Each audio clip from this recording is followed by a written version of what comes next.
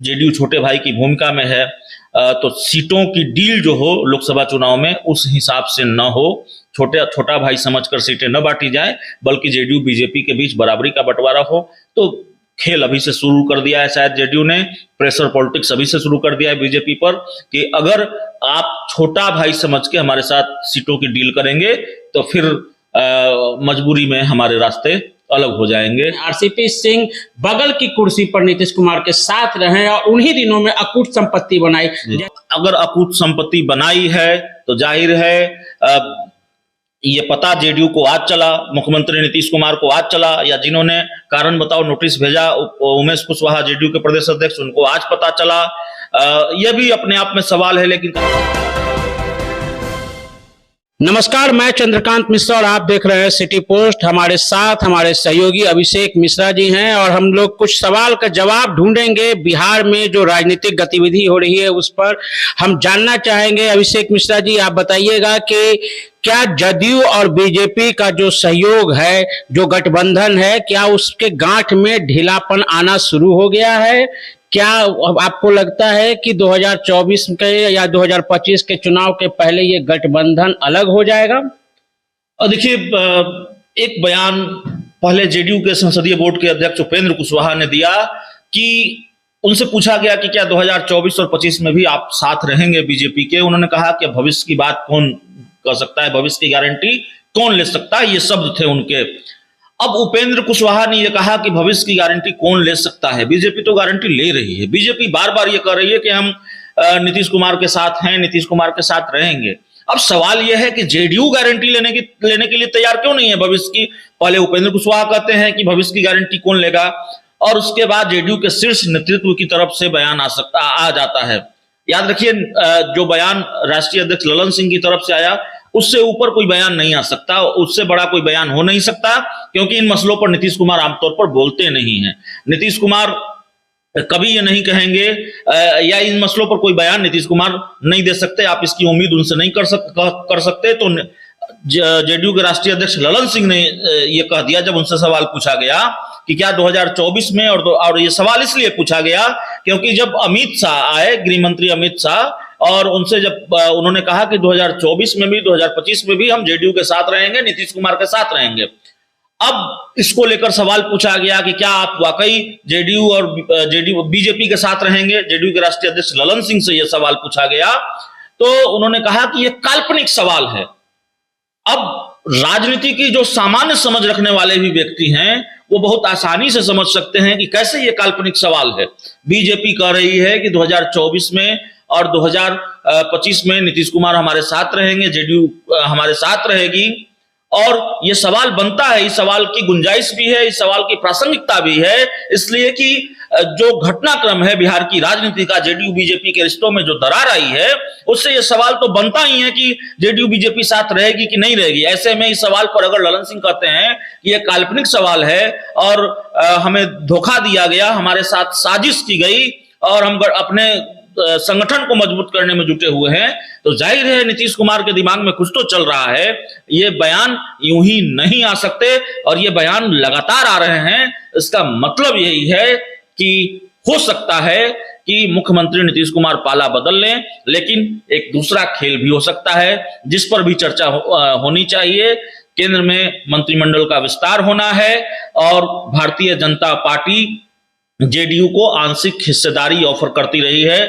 नीतीश कुमार ने एक बार इस ऑफर को ठुकरा दिया था 2019 में, लेकिन उसके बाद जब कैबिनेट का विस्तार हुआ तो आरसीपी सिंह जेडीयू कोटे से सिर्फ आरसीपी सिंह मंत्री बने, यानी कि जेडीयू को फिर बीजेपी ने आंशिक हिस्सेदारी दी। अब नीतीश कुमार चाहते हैं, जो खबरें हैं, जेडीयू चाहती है कि जेडीयू के 2 सांसदों को मंत्री बनाया जाए। तो ये प्रेशर पॉलिटिक्स भी है। यह भी सवाल है कि आंशिक हिस्सेदारी नहीं मिले, बल्कि हमें 2 मंत्रियों का कोटा मिलना चाहिए, 2 कोटा मिलना चाहिए कैबिनेट विस्तार में, हमारे 2 सांसदों को मंत्री बनाया जाना चाहिए। तो ये खेल भी है जेडीयू का, यह भी सवाल है। तो फिलहाल नीतीश कुमार और बीजेपी या फिर जेडीयू और बीजेपी के बीच सहमत का खेल चल रहा है और देखना बड़ा दिलचस्प होगा कि आगे क्या होता है। दोस्ती बनी रहेगी 2024 और 25 तक, ये बड़ा मुश्किल लगता है मेरी समझ से। अभिषेक जी, आरसीपी सिंह का आपने जिक्र कर दिया, जीरो टॉलरेंस की नीति नीतीश कुमार रखना चाहते हैं। आरसीपी सिंह बगल की कुर्सी पर नीतीश कुमार के साथ रहे और उन्हीं दिनों में अकूट संपत्ति बनाई, जैसा कि आपने अखबारों में भी देखा होगा। तो ये, और उसके बाद जदयू की तरफ से ये आता है, शोकॉज नोटिस भी उनको जारी किया जाता है। तो ये पूरा का पूरा खेल क्या है? आरसीपी सिंह अलग हो गए इसलिए ये सब हो रहा है? क्या ये सब घटनाक्रम क्या दिखाना चाहता है? देखिए, आरसीपी सिंह अलग हो गए इसलिए ये सब हो रहा है, ये सवाल जाहिर तौर पर लोग उठाएंगे। सोशल मीडिया पर चीजें चल रही हैं। अगर अकूत संपत्ति बनाई है तो जाहिर है ये पता जेडीयू को आज चला, मुख्यमंत्री नीतीश कुमार को आज चला, या जिन्होंने कारण बताओ नोटिस भेजा उमेश कुशवाहा जेडीयू के प्रदेश अध्यक्ष, उनको आज पता चला। यह भी अपने आप में सवाल है, लेकिन कारण बताओ नोटिस भेजा गया है और उसमें यह कहा गया है कि मुख्यमंत्री नीतीश कुमार भ्रष्टाचार पर जीरो टॉलरेंस रखते हैं। लंबे राजनीतिक जीवन के बावजूद मुख्यमंत्री नीतीश कुमार पर कोई आरोप नहीं लगे। ऐसे में आपके ऊपर जो आरोप लगे हैं, इस परिवार को लेकर अपनी स्पष्ट राय दें, स्थिति को स्पष्ट करें। 4 अगस्त को, अब से 2 दिन पहले, ये भेजा गया है आरसीपी सिंह को कारण बताओ नोटिस, लेकिन अभी तक आरसीपी सिंह ने उसका कोई जवाब नहीं दिया, अब तक जो हमारे पास जानकारी है। तो देखिए, ये मामला तो है, लेकिन जेडीयू किसी भी हाल में आरसीपी सिंह को अब निपटाना चाहती है। जेडीयू आरसीपी सिंह से मुक्ति पाना चाहती है, जेडीयू आरसीपी सिंह से छुटकारा पाना चाहती है और आरसीपी सिंह को कंप्लीटली जेडीयू से बाहर का रास्ता दिखाया जा सकता है, दिखाना चाहती है जेडीयू। और ये खुलासा एक दैनिक अखबार में हुआ कि आरसीपी सिंह के जो करीबी हैं, आरसीपी सिंह के परिवार के लोगों ने 58 प्लॉट खरीदे, जो भी आज अखबार में खुलासा हुआ है, जिसको लेकर इतना बवाल है, वो कहीं ना कहीं जेडीयू को एक बहाना भी मिल गया है, जेडीयू को वो हथियार भी मिल गया है जिससे आरसीपी सिंह पर निशाना भी साधा जा सके और उनको अब जेडीयू से बिल्कुल पूरी तरह से आउट किया जा सके। तो ये तो जदयू का आपने सवाल कर दिया। एक और सवाल जो हमेशा बराबर जहन में आता है कि बीजेपी के शीर्ष नेता अमित शाह ने जब कह दिया कि 24-25 का चुनाव मुख्यमंत्री नीतीश कुमार के नेतृत्व में ही हम लोग लड़ेंगे, उसके बाद से बीजेपी के किसी भी बड़े नेता ने या छोटे नेता ने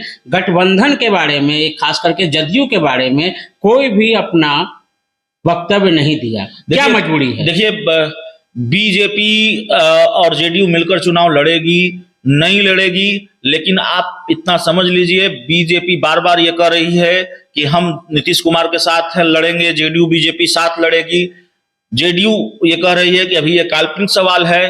तो जाहिर तौर पर जो एक चीज मेरी समझ से है वो ये भी है कि जेडीयू को ये डर हो कि जो खेल बीजेपी ने 2020 के विधानसभा चुनाव में कथित रूप से किया, कथित रूप से कहने का मतलब यह है कि हम नहीं कह सकते, लेकिन यह कहा जाता है कि चिराग पासवान के कंधे पर बंदूक रख के बीजेपी ने चलाया और नीतीश कुमार को बहुत सलीके से निपटाया, 43 सीटों पर जेडीयू सिमट गई।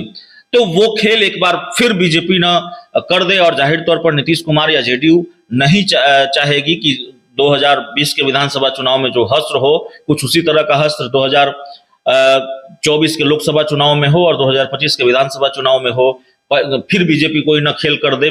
तो बीजेपी जेडीयू ये सोच रही होगी, या जेडीयू को ये लग रहा होगा कि अगर इस तरह का खेल होता है तो कहीं और भी बड़ा नुकसान न हो जाए, इसलिए फूक फूक कर कदम रख रही है जेडीयू। बीजेपी के साथ 2024 या 2025 का लोकसभा और विधानसभा चुनाव लड़ने से कोई हिचक भी रहा हो, तो यह भी बयान हो सकता है, प्रेशर पॉलिटिक्स भी हो सकती है कि अब जेडीयू छोटे भाई की भूमिका में है, तो सीटों की डील जो हो लोकसभा चुनाव में उस हिसाब से न हो, छोटा भाई समझकर सीटें न बांटी जाए, बल्कि जेडीयू बीजेपी के बीच बराबरी का बंटवारा हो। तो खेल अभी से शुरू कर दिया है शायद जेडीयू ने, प्रेशर पॉलिटिक्स अभी से शुरू कर दिया है बीजेपी पर कि अगर आप छोटा भाई समझ के हमारे साथ सीटों की डील करेंगे तो फिर मजबूरी में हमारे रास्ते अलग हो जाएंगे। जेडीयू नीतीश कुमार इस तरह के खेल के माहिर माने जाते हैं और इसी वजह से, और नीतीश कुमार के दोनों हाथों में लड्डू है, यह भी कहा जाता है, बैलेंसिंग फैक्टर माने जाते हैं। खुद जेडीयू के लोग ये कहते हैं कि जिस तरफ गए सरकार उस गठबंधन की, उस खेमे की। तो ऐसे में नीतीश कुमार अपनी ताकत जानते हैं, भले ही लोग ये कहते हों कि 43 सीटों पर सिमट गए, नीतीश कुमार का राजनीतिक कद घटा है, उनकी स्वीकार्यता घटी है, लेकिन जो बैलेंसिंग फैक्टर की ताकत है नीतीश कुमार के पास, वो अब भी है। और जाहिर तौर पर आरजेडी के साथ जाने का विकल्प उनके पास हमेशा खुला हुआ होता है। तो नीतीश कुमार से आरजेडी को परहेज नहीं, आरजेडी को नीतीश कुमार से परहेज नहीं। ऐसे में जब नीतीश कुमार के दोनों हाथों में लड्डू है तो बेहतर डील हो बीजेपी के साथ, इसीलिए ये सारा खेल है। चलिए, बहुत बहुत धन्यवाद। तो इस रिपोर्ट में इतना ही। और आपने देखा किस तरह से अपने सहयोगी अभिषेक मिश्रा के साथ ने हमने जदयू और बीजेपी के गठबंधन पर भी हमने जो सवाल थे उसके जवाब ढूंढना चाहा। आरसीपी सिंह पर जो आरोप लगा है उसके बारे में हम लोग जानना चाहें, और किस तरह से चिराग पासवान के कारण जदयू जो है तीसरे नंबर की पार्टी बन गई बिहार में, उस पर भी हम लोगों ने बात की। इस रिपोर्ट में इतना ही। यदि आपको खबर पसंद आए तो इसे लाइक करें, शेयर करें और सब्सक्राइब करें। Thank you.